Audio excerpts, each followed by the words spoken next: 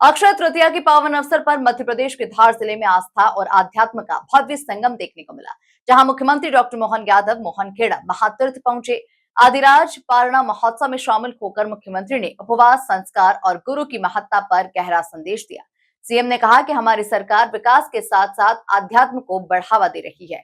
देखिए खास रिपोर्ट। भौतिक विकास के साथ अध्यात्म को बढ़ा रही मोहन सरकार। मोहनखेड़ा में बोले मुख्यमंत्री मोहन यादव। भव्य पारणा महोत्सव में शामिल हुए मुख्यमंत्री। उपवास और संस्कारों का दिया संदेश।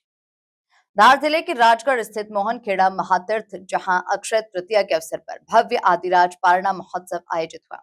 इस आध्यात्मिक आयोजन में मुख्यमंत्री डॉक्टर मोहन यादव शामिल हुए, जहां उन्होंने तप, त्याग और साधना की परंपरा को नमन किया। मुख्यमंत्री ने कहा कि मानव जीवन अनेक योनियों के बाद प्राप्त होता है और इसे श्रेष्ठ बनाने के लिए उपवास एक प्रभावी माध्यम है। आज के लिए मैं मध्य प्रदेश सरकार की ओर से परम पूज्य गुरुवर श्रीमद विजय नित्यसेन सुरसर महाराज साहब के चरणों में वंदन करता हूँ, अभिनंदन करता हूँ।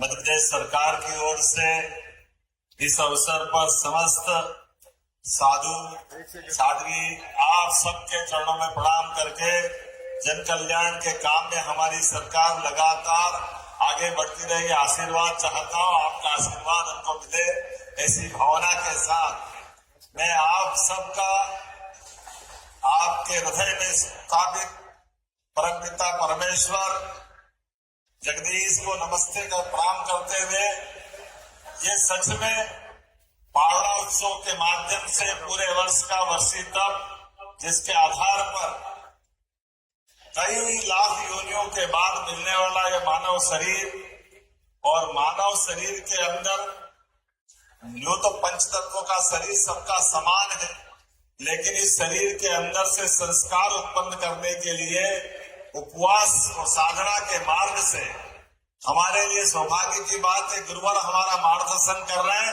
आपके आशीर्वाद से हमारे जीवन में सदैव ये पुण्य की धारा प्रवाहित होती रहे, हमारा जीवन धन्य हो जाए, ये कामना हम। मुख्यमंत्री ने सरकार की प्राथमिकताओं का जिक्र करते हुए कहा कि प्रदेश में भौतिक विकास के साथ साथ आध्यात्मिक और सांस्कृतिक मूल्यों को भी सशक्त किया जा रहा है।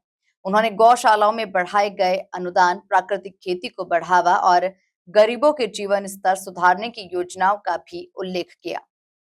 भौतिक सुख सुविधाएं तो बहुत बनती है और भौतिक अधोसंरचनाओं के लिए सरकार का अपना तरीका भी होता है, लेकिन सरकार केवल निर्माण में लग जाए और संस्कार भूल जाए तो बात नहीं बनती। ऐसे में संस्कार भी सनातन संस्कृति आदि काल से हम तो अपने उस जियो और जीने दो के उस उदार सिद्धांत की तरफ बढ़ते हुए अपने भारत की सनातन संस्कृति से जुड़ते हैं, जिसमें इस बात का एहसास आज दुनिया के सामने हो रहा है।